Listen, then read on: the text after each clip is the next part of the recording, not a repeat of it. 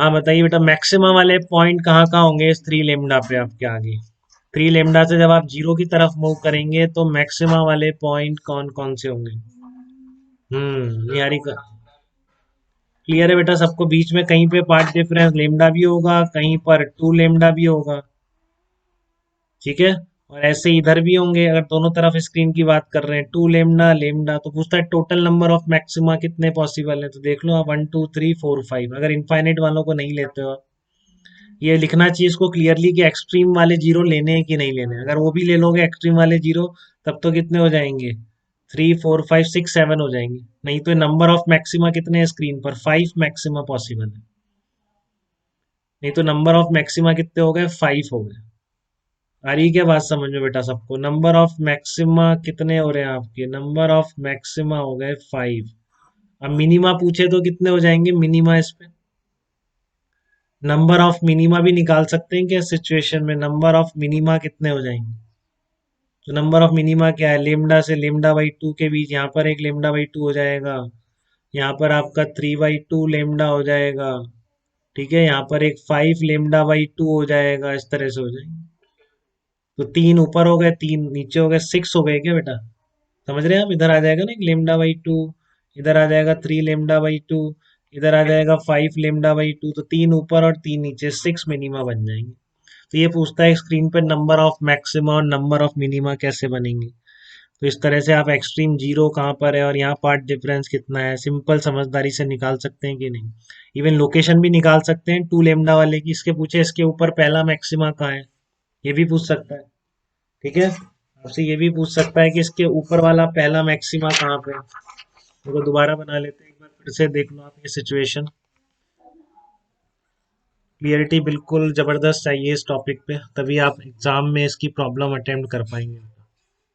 ठीक है ना? ये आपकी इस तरह की थी स्क्रीन, ये थी, दोबारा से मैं ड्रॉ कर रहा हूँ। यहाँ पर मान लो आपकी सोर्सेज ये लिए अपन ने, S1 S2 लिए, कोई जनरल पॉइंट पी पर हमको निकालना है कि यहाँ पर, या फिर आपने देख लिया यहाँ पे 3 लेमडा, तो इसके जस्ट ऊपर मैक्सिमा कितनी डिस्टेंस पर होगा, अगर मैं ये पूछ रहा हूँ। ठीक है, इसके जस्ट ऊपर मैक्सिमा कितनी डिस्टेंस पर होगा, अगर मैं ये पूछ रहा हूँ आपसे, तो आप आंसर दे सकते हैं क्या कि ओ पॉइंट के ऊपर आने वाला पहला मैक्सिमा कितनी डिस्टेंस पर होगा? तो क्या करेंगे? थीटा निकाल लेंगे। आपने देखा कि इसका पार्ट डिफरेंस कितना है?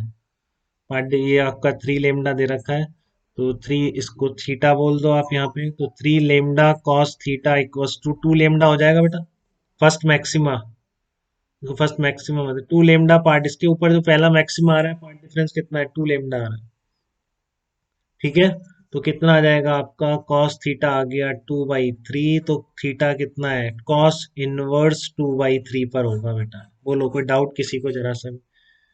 तो कॉस थीटा 2/3 आ जाएगा, तो टेन थीटा आपको दिख ही रहा है कितना है? टेन थीटा y/d है, तो y की वैल्यू कितनी आ जाएगी? d tan थीटा आ जाएगी। आप ये उठा के वैल्यू यहाँ पे रख दो। कॉस थीटा 2/3 है, तो आप टेन थीटा निकाल सकते हैं। ठीक है, कोई तकलीफ तो नहीं किसी को? इसके ऊपर पूछेगा इसके ऊपर पहला मिनीमा कहाँ पे है, तो पहला मिनीमा कहाँ पे है? 5 लेमडा बाई 2 पर है।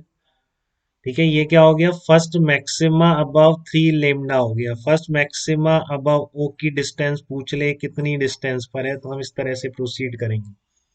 ठीक है, आपसे पूछ ले first minima above O point कहाँ पर है? First minima above O point के ऊपर पहला मिनिमा कहाँ पर होगा? तो पहले मिनिमा के लिए क्या करेंगे आप? इसमें पहला मिनिमा होगा जहाँ पे 3 लेमडा कॉस थीटा किसके बराबर आ जाएगा?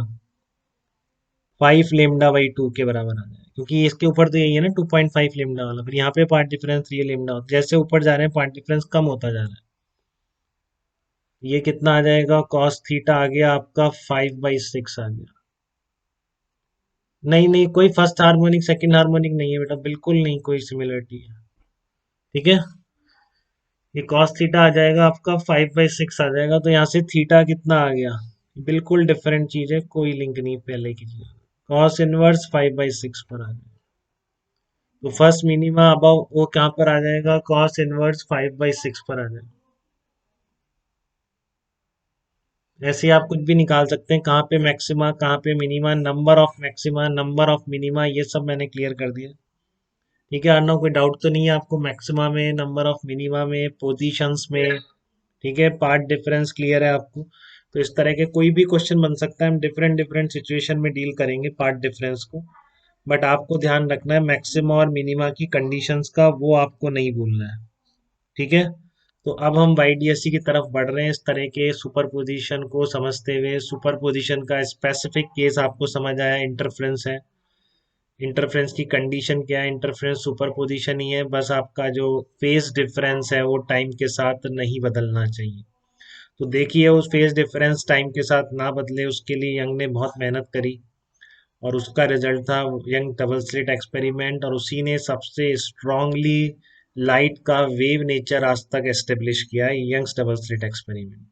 उसने बिल्कुल फ्रिंजेस दिखा दी थी, light dark light dark light dark, जो आपने पढ़ी ना अभी, maxima minima maxima minima alternate चलते हैं, उसने बिल्कुल स्क्रीन पर दिखा दिया, फिर लोगों को मानना पड़ गया। तो वेव केवल इंटरफेरेंस डिफ्रैक्शन पोलराइजेशन ऐसे फिनोमेना है जो केवल वेव ही शो कर सकती है और कोई शो नहीं कर सकता। बहुत स्ट्रांगली इस फिनोमेना ने, तीनों ने लाइट का वेव नेचर एस्टेब्लिश किया। ठीक है, तो हम उसी यंग डबल स्लिट एक्सपेरिमेंट को देखने जा रहे हैं। पहले मैं आपको बता रहा हूँ बोर्ड में कैसे लिखना है, आपको एक्सपेरिमेंट आ जाए 3-4 नंबर में डिस्क्राइब करने को, तो आप कैसे करें।